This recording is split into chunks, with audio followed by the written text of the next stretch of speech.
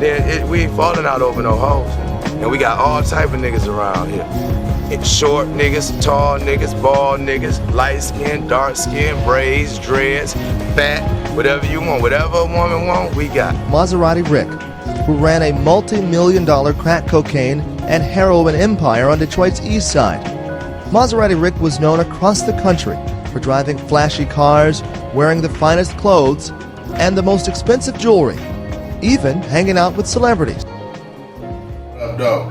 This Big J, Rollin Hard Entertainment. Presenting the first episode of Dope City. Today's episode consists of the top 10 biggest drug dealers in Detroit history. Y'all don't know, y'all gonna know today. We start from bottom to top, and I'm gonna tell stories in between, so y'all gonna see what time it is. First one, number 10, Maserati Rick. Rick Carter was known around town, Detroit, mainly east side, but Detroit, around the Midwest, around the country, as one of the high-poweredest guys moving. Flashy, love to show it. That was him. Word is he dealt directly with some Colombians out of Miami in the 80s. He directly plugged in. His best friends with Demetrius Holloway. You see, I'm talking about him a little later on. For y'all don't know, he was the one who was killed in the hospital.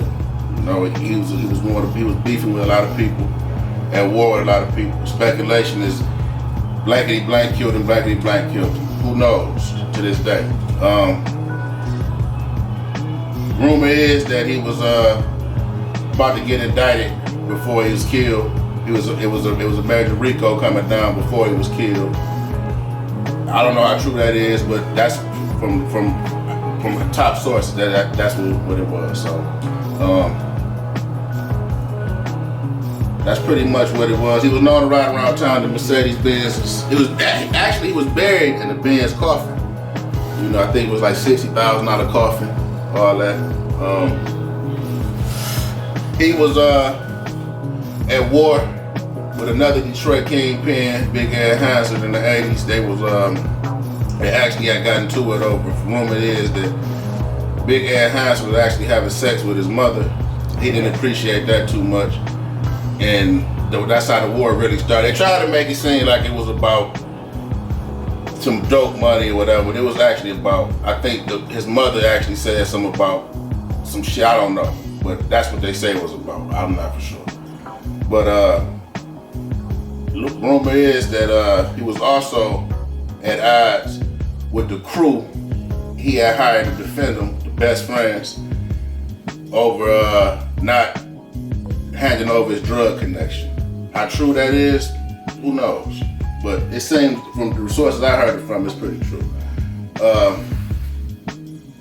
Maserati Rick was killed, I believe, in '88 in Mount Carmel Hospital, where some of the guys who was protecting him, this is the one of the hitman who later started testifying against him, against everybody, Nate Boomcraft. He told Rick they needed to get him out of the hospital because they was on the wrong side, on the wrong side of town. They can't do nothing for him on the west side. They need to take him on the east side because he's more sheltered, more secure. He was surviving, and at the time, the guys wanted to put revenge to him getting shot up at the car wash. Because he was in the hospital because he was shot at the car wash over a war with, speculation says, Big Ed Hansard. I'm not for sure how true that is, but that's what they said it all about. He was in the hospital, he was shot. He was living, he's supposed to survive. He never made it because assassin came in with a doctor coat on and put 3 in his face and ended all that, ended this chapter. After that, he was remembered as one of the biggest, flashiest drug kingpins in Detroit history. And he also was remembered from his casket. Like I said, it was Mercedes-Benz with the rims on it, all that. And from listening to And if the shit I done heard about him, he was a hell of a dude, you know. Number 9, my number 9 guy, I pretty much would say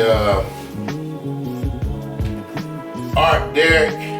Art Derrick was actually, if for people don't know, if you ever seen the White Boy Rick movie, Art Derrick was the guy who White Boy Rick was messing with. And if you ever watch any documentaries or recordings of White Boy Rick talk, he actually mentioned Art Derrick. Art Derrick was actually a high-level kingpin who dealt directly with Sal Magluta and Willie Falcone from Miami, the speedboat kingpins that was dealing directly with Pablo Escobar from Colombia. Art Derrick was known around town to party a lot, and he was actually one of the biggest wholesalers at the time. I'm saying from like 85 up until like 89, 90, he was one of the biggest wholesalers in Detroit at that time.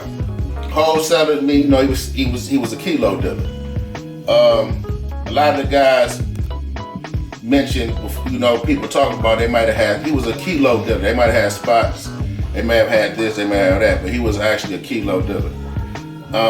He was actually good friends with former Detroit Piston legend Bill Lambert's father, who was one of the biggest drug kingpins in United States history. Bill Lambert's father was right-hand man with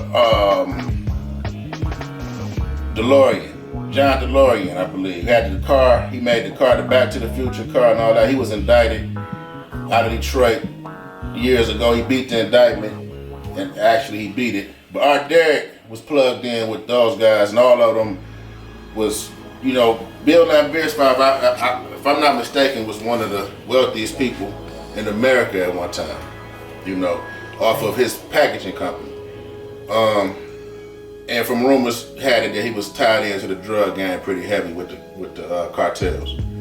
Art Derrick supplied numerous kingpins in the city of Detroit. Demetrius Holloway, Maserati Rick, Big Ed Hanser, you name it. Anybody you can, you know, he was one of the guys who supplied them. But his run, well, none of these guys' runs is hell of a that big. It's mainly 3 to 5 year max, except for one. And Art Derrick later on was one of the guys who Maserati, like I said, White Boy Rick was talking about, saying that y'all talking about everybody else. Art Derrick actually had an airplane, a private jet that flew on the east side in the abandoned field and picked people up. Guys just piled them up in a private jet, flew them out to high prize fights in Las Vegas. That's the truth, because it's coming from people who actually was on the plane before. Art Derrick passed away a few years ago from a prescription pill overdose. And the rest is pretty much history, because that's all I pretty much ever really knew about him. But he was one of the top drug dealers in this city and state's history. Number 8, Henry Marzette.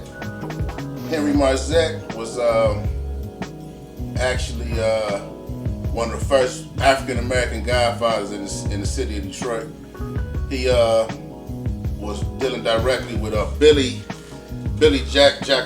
Giacalone, Vito Billy Giacalone for numerous years, and he was dealing with Vito's brother, Tony Giacalone, for years, until he actually wanted to try to build his own real estate on drug activity, and he wanted to kind of like do a Frank Matthews like thing, where he wanted to, where Frank Matthews tried to get drug dealers from around the country, black drug dealers from around the country, to challenge the Italian mafia, where Marzette tried to get the top drug dealers in the city of Detroit to kind of like push the mafia to the side and say he was going to be the main supplier of the heroin. He actually got a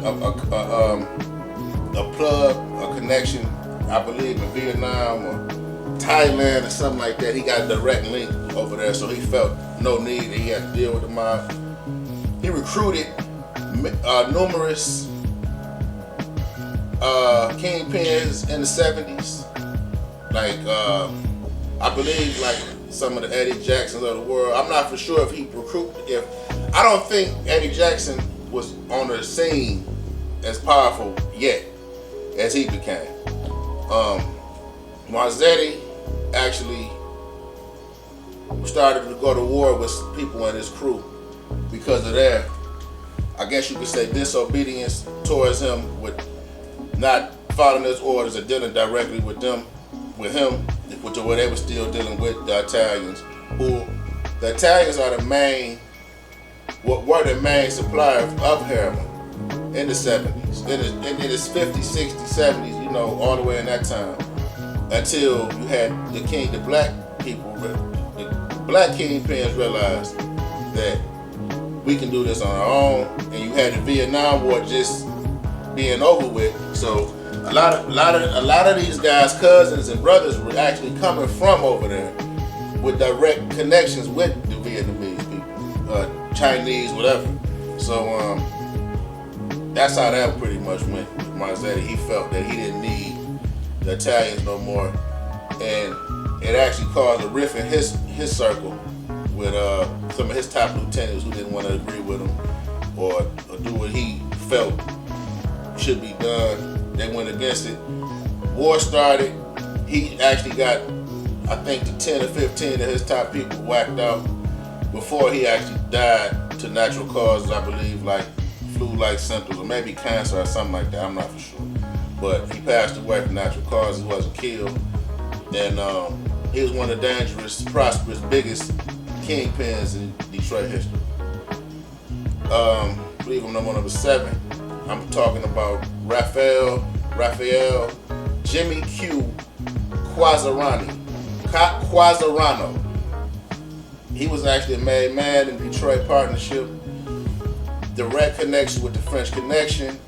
He was known to supply, be a second or third supplier of some of the biggest gangs like the YBIs and different big heroin dealers around the city. Mainly, you know, he was the Italian when you talk about the mob in Detroit. He was the one that dealt with the blacks. Him and a couple of the Giacalone brothers, I believe, dealt with blacks too. But he was actually known around town to be tooling around anywhere from 100 to 200 keys of H at a time at shipments, to where no telling how many that turned into. But he was supplying the whole, you know, a lot of people when he supplied. You gotta understand, not just saying he was only one. Detroit was a big city, so hey, he was one of the people who was supplying heroin. He was known as a major heroin kilo dealer in the 70s, 60s, and 70s, early 80s. I go to number 6. I say Quasan Lewis. Quasan Lewis was actually Robert Tractor Trailer's cousin, the late Robert Tractor Trailer cousin. He was actually a marijuana dealer.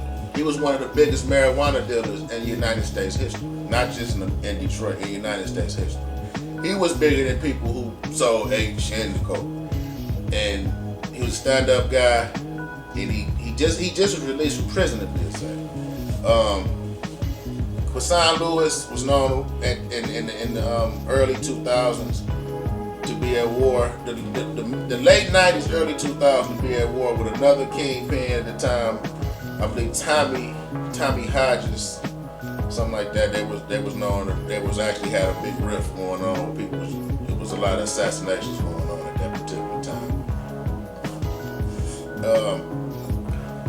I believe that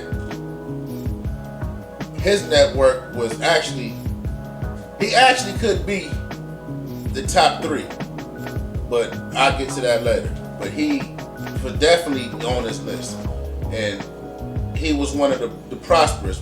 I believe when he was indicted, his network was $120 million network. So hey, you do the math on that. He was getting 10 to 20,000 pounds of weed at the time, stuff like, and it was, it was just like it was unheard of. He was actually brought down, I think, in 2005 in the summer when a lady who was working at a Livonia hotel went in the hotel and cleaned it up, room service, and found a large sum of money. Reported it to the desk, and they reported it to the police. They let it contact the FBI, and that's how the whole thing was brought to justice. He ended up doing, I think, he wound up getting like 20 years. I believe he did. He just came home like a year or two ago, so I think he did like 13, 14 years out of that bit. But hey, he home. I would say Big Ed Hanser. Big Ed Hanser was East Side dude, I believe from 6 Mile. I'm not for sure, but yeah, he was one of the biggest. Ed Hanser was the one I was referring to when I said some of the big white boy Maserati Ricks in it. Ed Hanser was actually, he was known. They called him Big Ed. I guess it was because he was a short guy, but. Whatever. It's a long story from what the rumors is about that, whatever. But Ed Hanser he had connections around the country, mainly with California kingpins. He actually dealt directly with, I think, Waterhead Bo from LA and Freeway Ricky Ross. He dealt directly with them. He was known to be getting anywhere from 100 to 200 kilos at a time. Rumors, then you have other people say he's known to get anywhere from 500 to 1,000 at a time. Who knows?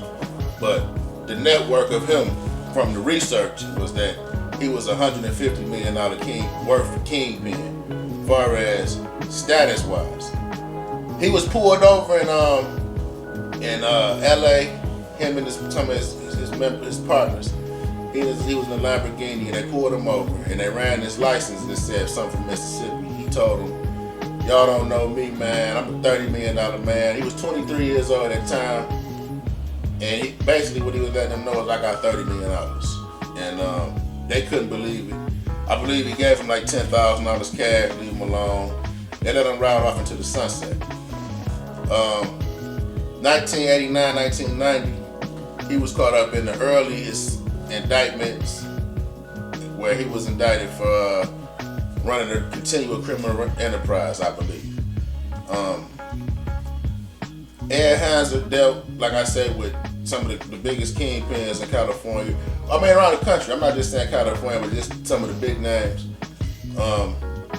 Him and Maserati Rick were known around the city for having a big, huge war, to where Nate Kraft actually tried to kill Ed Hanser and one of his partners one day. They got away, sped away from him. He tried to kill him. They pulled up in the driveway, pulled behind the house, and whatever. And he supposed to came from out, told everybody, yeah, they couldn't get me, whatever. But they rumors said it that when he was shot at, when Maserati Rick was shot at the car wash to put him in the hospital before he got killed, they was trying to say Ed Hanser had something to do with it. Some people even said he was the trigger man. Who knows? I believe that through that whole war, it was kind of like, you just think about that. Like, what if them guys would have just came together? You know, like what would that would have been like if you would have had Holloway and all those guys together? Like, but who knows? But greed. When people get money, that's what happens. It's always gonna be some bullshit because everybody want it all. Number 4, my last 4 is in the air, but this me. Number 4, Demetrius Holloway. Demetrius Holloway. Actually, his story was kind of one of the most, like, I guess you could say, like hood starstruck. Like he went to prison and he was released from prison and I think he went to prison in 83 and came home in 85. He went to prison for a robbery or something, or some guns or something like that. And he climbed his way up the ladder, basically. He was put He was actually put in the game by some guys that's in prison. You know, some guys that's actually some guys. And word is that when he got big, he kind of like pushed those guys to the side. He was on what he was on to. I think it was more so like he the one stepped in the fire all that time, so he gonna do what he gonna do. But Holloway was actually dealt directly with a guy who was in Miami. He was actually in Cocaine Cowboys. He dealt directly with John Roberts from Cocaine Cowboys. Max Marmerstein, all those type of guys. He was dealing directly. He had a direct Colombian connection, which they wasn't Colombian, but they was affiliated with the Medellin cartel. So I think he dealt directly with him, from my understanding, from people I had heard things from. Holloway was known to get 1,000 kilos every couple weeks. Rumors he was picking them up out of Chicago or Indiana. They was coming from Miami, and he was getting them here. And the bus driver or the driver or somebody wound up being an informant or something that was starting the racketeering case that was being built against him. Organized crime, CCE, Continual Criminal Enterprise, was about to be unleashed on him right before he was killed. But him and Maserati Rick and all those was tied into the same indictment. But he was actually word is he was assassinated at City Slickers downtown. He was in there spending money, and a guy came in and I think put 2 in his head and walked out the store whistling. He got in the car and said, "It's over, it's done," or whatever. Which it was orchestrated to where he had to go, and he went. But before anything, he was actually, like, from my understanding, was a business mind. He wasn't he was a suit and tie individual. You know, he wasn't he didn't care anything about the fashion that was urban drug fashion at the time, 80s drug fashion. He was suit and tie, kind of like a mafia dude. Extreme high power millionaire. From my understanding, owned a shitload of motherfucking real estate around the city. But he was one of the biggest to ever do it. In the city of Detroit, in the Midwest, in the country at that time. My number 3, I'ma say Eddie the Fat Man Jackson. Eddie Jackson was could very well be number 1, but I put him at number 3. On the Eddie Jackson, I believe he came in the game, I think, like driving cabs or something. He was just a normal dude. I think he was hard-working guy. He wound up stumbling across the hustle, and he put 2 and 2, and he became, what he became. Heard he was a generous dude, from my understanding, hearing things. I done seen and watched things about him. He seemed like he was a pretty cool cat. They say he was at the fight in New York where Frank Matthews had a chinchilla on. Eddie Jackson was there too, with some shit on, with his crew representing for the D. Representing for him mainly, like, I'm here just as big as you motherfuckers, you know what I'm saying? And a Gambino family member wound up. Gambino family is one of the mob families in New York. One of the members seen him, basically stars in his eye, money in his eyes. I'm about to get some money. Oh, they hooked up, and the rest is history. That was one of his main connects. Rumors he had connects overseas too. Who knows? But network. I just researched this. You gotta understand, heroin at that time in the 70s, these guys might get a a kilo and turn one into anywhere to 10 or 20 of them. Shit like that. So we're not talking about like today's game where, no, we talking about where people was prospering and they just became giants off this shit. So that's why those guys was able to be what they were. You know what I'm saying? I'm not saying they couldn't have did it in this time, but times was different then. You know what I'm saying? But he was, I say he was one of the most hell of us to do it in America too, not just the city. You know what I'm saying? But yeah, he did his thing, and I put him at a $200-300 million status from his money, from what he was supposed to be generating in to now. Come on, man, it's senseless. You know, he don't make no sense. But yeah, I put him at 3. Number 2, Reginald Doc Davis. Reginald Doc Davis was a prominent guy, came from a good family, you know.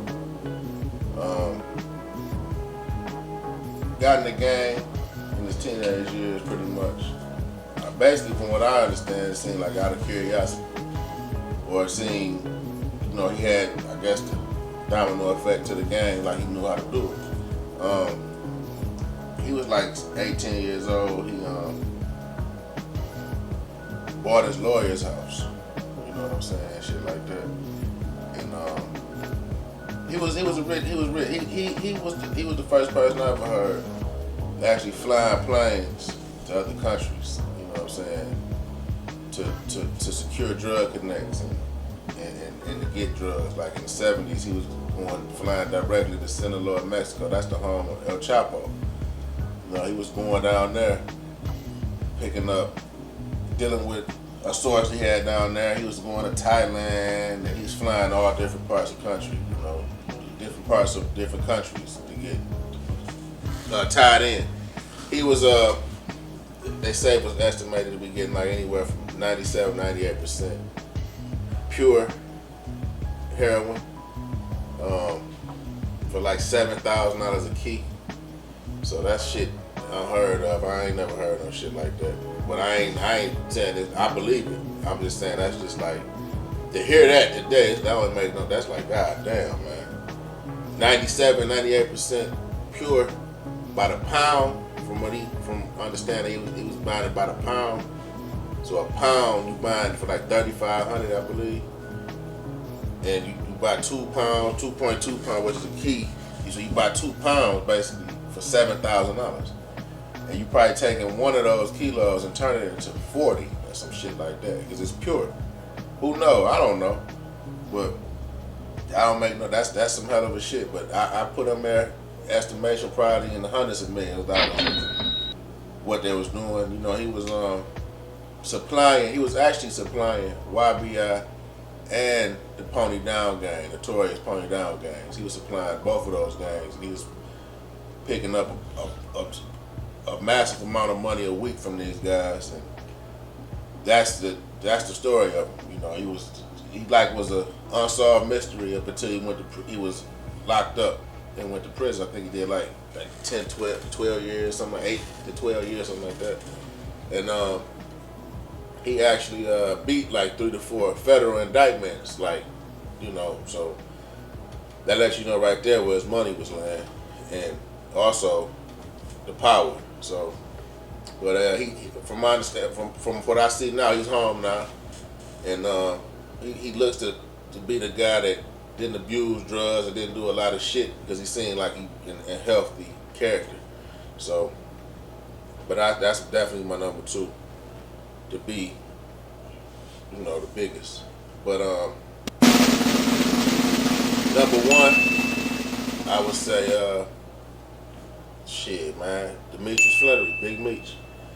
That probably not just in Detroit. At his time, at his peak, you know, like from his indictment papers, it was saying it was a 15-year run or something like that. It probably was longer than that. But I give him between 2000 and 2004. That shit he did in them years don't even make. That was like, he probably was the biggest in the country. You know, he was bigger than Mexicans.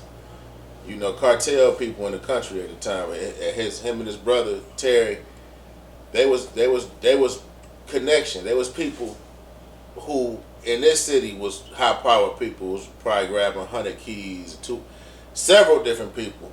That's what they dealt with in this city alone, and they had like between 13 and 15 states. So you do the math on that. They say it was 2,500 kilos a month. Shit, I'd probably say more like 4,000 to 5,000 a month, easy. And like I said, like about people do with the heroin, they was getting it pretty much direct with a nice hookup, so ain't no telling how they was pumping it up. So they, I would definitely say Big Meech was the biggest of my era, and that shit of a lot of people's eras, because that was unheard of. Just things they did. They made them guys went around town in Atlanta, California, wherever they was at, and they threw massive amounts of money, and shut the clubs down, bought the bars out, everywhere they went, every night, every time. It didn't matter who was there, whatever. You can have damn Jay-Z, he, from understanding, Big Meech told him to leave off a video shoot before because he didn't want him around because of his who he was and the energy he brought, and probably the agents too. Shit, but Big Meech reportedly said you can get the fuck off the video set. So that's the story with him. He was one of the biggest ever, and I mean, I'm pretty sure everybody read about everybody, but not my number one in the city, and prior to time at his reign in the country was probably the biggest to ever do it in this time frame. In this time frame in a history period, I say that, and he's fighting right now to this day to come home from federal penitentiary, and hopefully, with God's grace, he get granted. But I'm Big J, Rollin Hard Entertainment. First episode of Dope City. You like and subscribe to me on my YouTube channel, Rollin Hard Entertainment, and show some love when I holler at you.